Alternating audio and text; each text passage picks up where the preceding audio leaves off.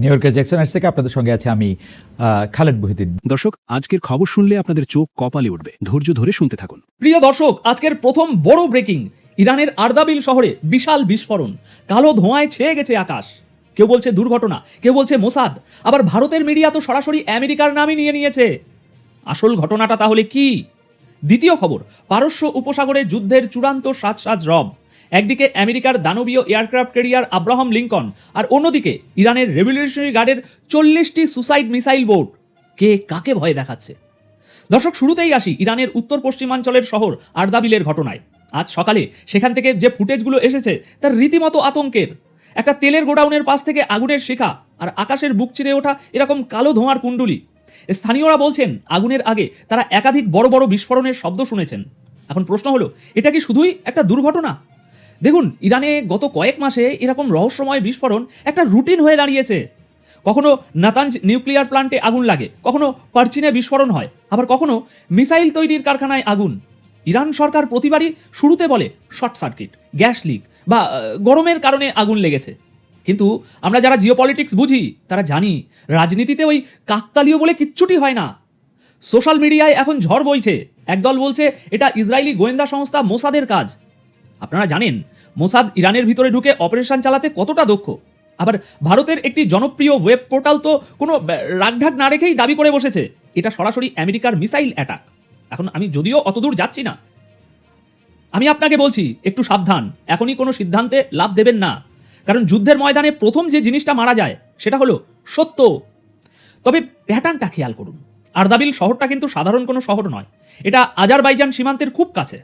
আর আজারবাইজানের সাথে ইসরায়েলের সম্পর্ক কেমন তার নাই বললাম, আমরা সবাই জানি।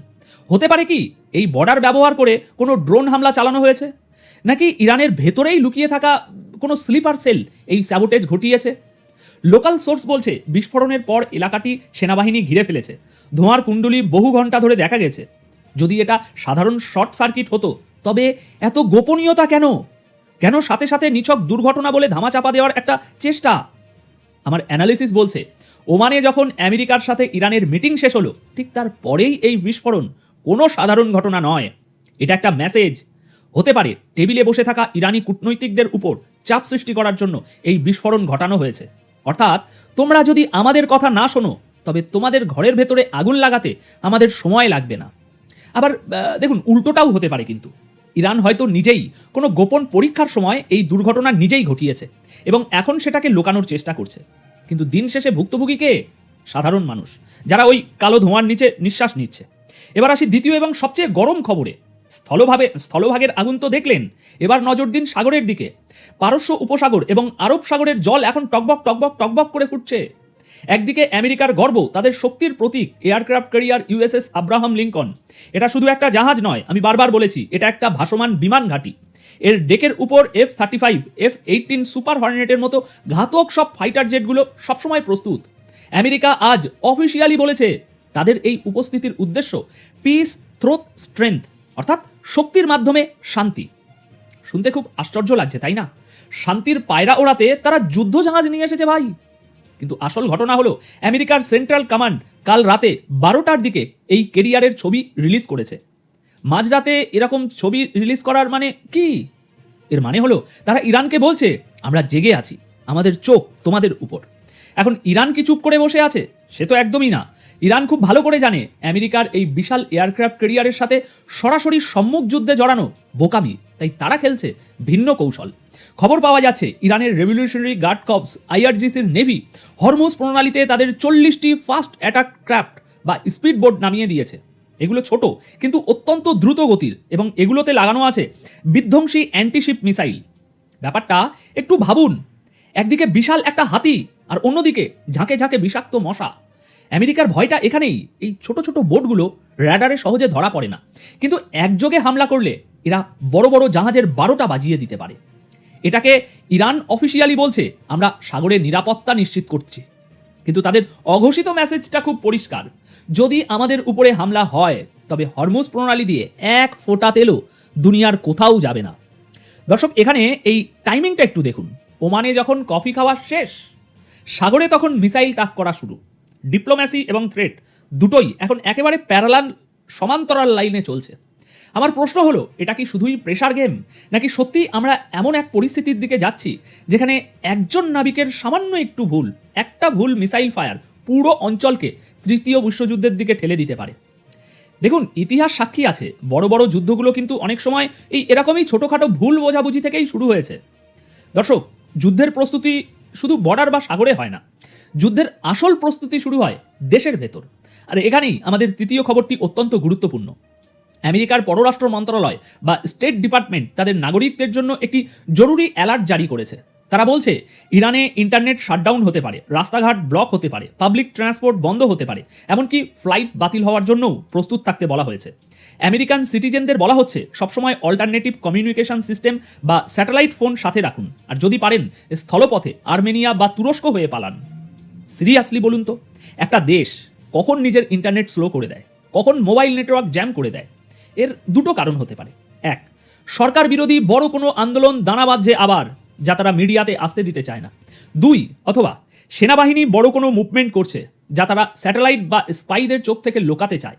ইরানের মিনিস্ট্রি অফ ইন্টেলিজেন্সের একটি এক্স হ্যান্ডেল থেকেও কিন্তু এই একই ধরনের ইঙ্গিত পাওয়া যাচ্ছে যে তারা মোবাইল ও ল্যান্ডলাইন যে নেটওয়ার্ক তার উপরে নিয়ন্ত্রণ আরও কঠোর করছে। একে বলা হয় কমিউনিকেশন ব্ল্যাকআউট। সামরিক ভাষায় যখন কোনো দেশ যুদ্ধের চূড়ান্ত প্রস্তুতি নেয়, তখন তারা অপারেশনাল সিকিউরিটি বজায় রাখার জন্য সাধারণ মানুষের যোগাযোগ ব্যবস্থা এরকমভাবেই বিচ্ছিন্ন করে দেয়, যাতে কোনো তথ্য লিক না হয়। তাহলে কি ইরান আমেরিকার কোনো হামলার আশঙ্কা করছে, নাকি তারা নিজেরাই বড় কোনো অ্যাটাকের প্ল্যান করছে এবং তার আগে নিজেদের ঘর গুছিয়ে নিচ্ছে? এই যে ফ্লাইট ক্যান্সেল হচ্ছে, রাস্তা বন্ধ করা হচ্ছে, এগুলো কোনো ভালো লক্ষণ নয় দর্শক। মনে রাখবেন, যখন ধোঁয়া দেখা যায় তখন আগুন তো কোথাও না কোথাও অবশ্যই থাকে, তাই না? আপনি কি বলেন? আর এই ডিজিটাল যুগে ইন্টারনেট বন্ধ করা মানেই হলো রাষ্ট্র চাইছে না বিশ্ব জানুক ভিতরে কি হচ্ছে। এটা ভয়ের, এটা আতঙ্কের দর্শক। এবার আসি আজকের সবচেয়ে ক্রিটিক্যাল পয়েন্টে। ওমানে যে বৈঠকটা হলো তার ফলাফল কি? দেখুন, সমস্যার মূলে সেই একটাই শব্দ, ইউরেনিয়াম। রয়টার্সের রিপোর্ট অনুযায়ী ইরান টেবিল চাপড়ে বলে দিয়েছে, আমাদের মাটিতে ইউরেনিয়াম এনরিচমেন্ট বা সমৃদ্ধকরণ বন্ধ করার কোনো দাবি আমরা মানব না। এটা আমাদের সার্বভৌমত্ব, এই রেড লাইন ক্রস করা যাবে না। ইরানের অবস্থান অনেকটা এমন যে তোমরা চাইলে কথা বলতে পারো, কিন্তু আমাদের হাত থেকে পরমাণু শক্তি কেড়ে নেওয়ার স্বপ্ন ওটা দিনের বেলাতেও দেখো না। তবে মজার ব্যাপার হলো, ইরান কিন্তু দরজা পুরোপুরি বন্ধ করেনি। তারা বলছে, ঠিক আছে, আমরা এনরিচমেন্ট বন্ধ করব না, কিন্তু কত শতাংশ এনরিচমেন্ট করব বা এর পিওরিটি লেভেল কি হবে সেটা নিয়ে আমরা দরাদরি করতে পারি। এমনকি একটা আঞ্চলিক তদারকি কমিটি গঠনের প্রস্তাবও টেবিলে আছে। এর মানে কি? এর মানে হলো ইরান সময় কিনছে। তারা আমেরিকাকে দেখাচ্ছে যে তারা নমনীয়, কিন্তু আসলে তারা তাদের মূল লক্ষ্য থেকে এক চুলও সরছে না। আর আমেরিকা, তারা কি বোকা? একদমই না। বৈঠক শেষ হতে না হতেই আমেরিকা তাদের আসল রূপ দেখালো। একদিকে আলোচনার নাটক, আর অন্যদিকে ওমান থেকে বের হয়েই আমেরিকা ইরানের তেলের উপর নতুন নিষেধাজ্ঞা চাপিয়ে দিল। এবার তারা টার্গেট করেছে ইরানের 14টি তেলবাহী জাহাজকে। একে বলা হয় ইরানের ঘোস্ট ফ্লিট, যারা লুকিয়ে লুকিয়ে তেল বিক্রি করে ইরানের অর্থনীতিকে এতদিন ধরে বাঁচিয়ে রেখেছে। আমেরিকার লজিক খুব সিম্পল, কথাও বলবো আবার গলাও টিপে ধরবো, অর্থাৎ ভালো ব্যবহারও করব আবার লাঠি দিয়ে পেটাও দেব। এখন দেখার বিষয় হলো ইরান এই নতুন আঘাতকে কিভাবে নেয়। তারা কি এটাকে আলোচনার চাপ হিসাবে দেখবে, নাকি তারা ভাববে যে আমেরিকা আসলে কোনো ডিল চায় না, তারা শুধু ইরানকে ভাতে মারতে চায়, ভাঙতে চায় দেশটাকে?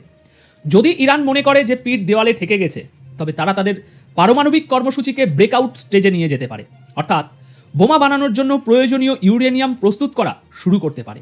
আর যেদিন সেটা হবে, সেদিন আব্রাহাম লিঙ্কন আর সাগরে ঘুরে বেড়াবে না, সেদিন মিসাইলগুলো আর সাইলোতে থাকবে না।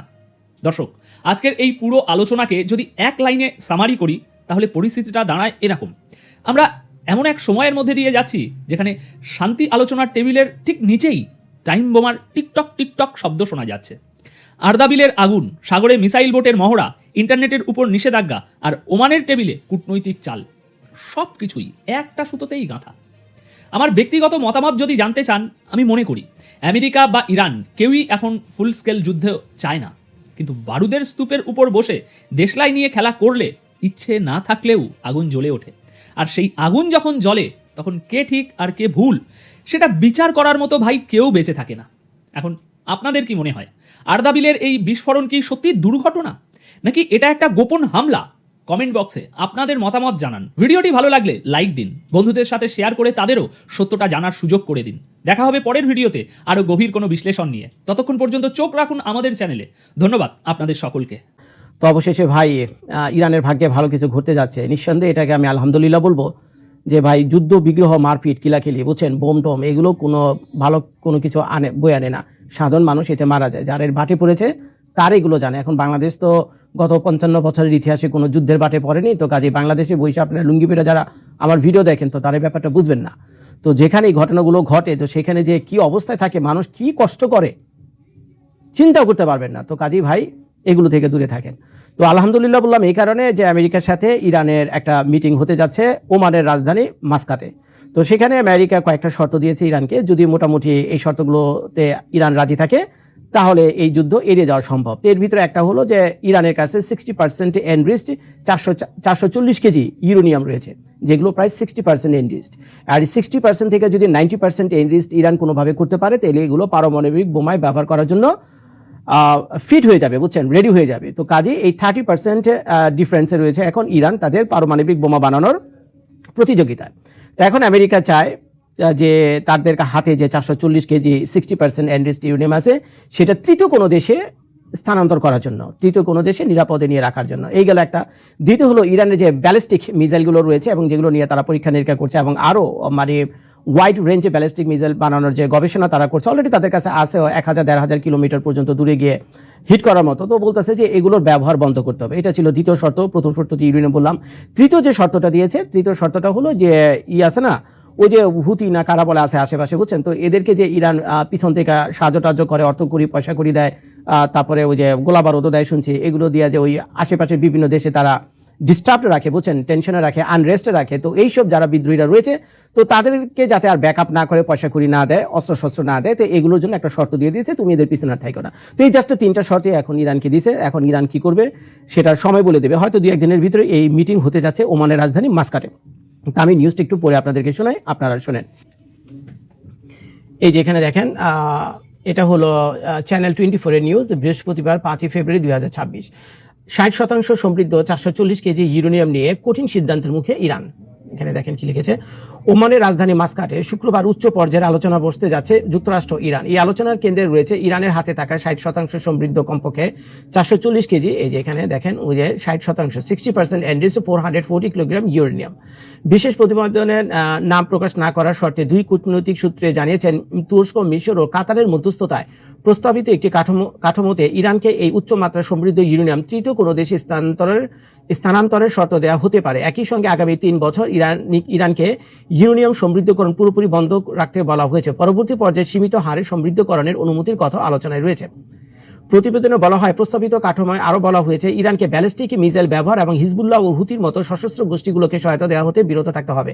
তবে এইসব শর্তে যুক্তরাষ্ট্র ইরান কতটা একমত হবে তা এখনও স্পষ্ট নয়। কূটনৈতিক মহলের মতে মাস্কাটের এই আলোচনায় পারমাণবিক ইস্যুতে দীর্ঘদিনের অচল অবস্থা কাটাতে পারে বিশেষজ্ঞরা মন্তব্য করেছেন। এখন মাঝখানে যে কয়েকটা রাষ্ট্র আছে, একটা হলো তুরস্ক, তারপর হলো কাতার, তারপরে হলো মিশর বুঝছেন, এরা আমি ভাবছিলাম যে প্রথম আমেরিকা মনে প্রস্তাব দিয়েছে, যে না, আমেরিকা এই প্রস্তাব সরাসরি দেয়নি ইরানকে, এই প্রস্তাবগুলো দিয়েছে তুরস্ক, তারপরে কাতার এবং ওই মিশর বুঝছেন, ইজিপ্ট।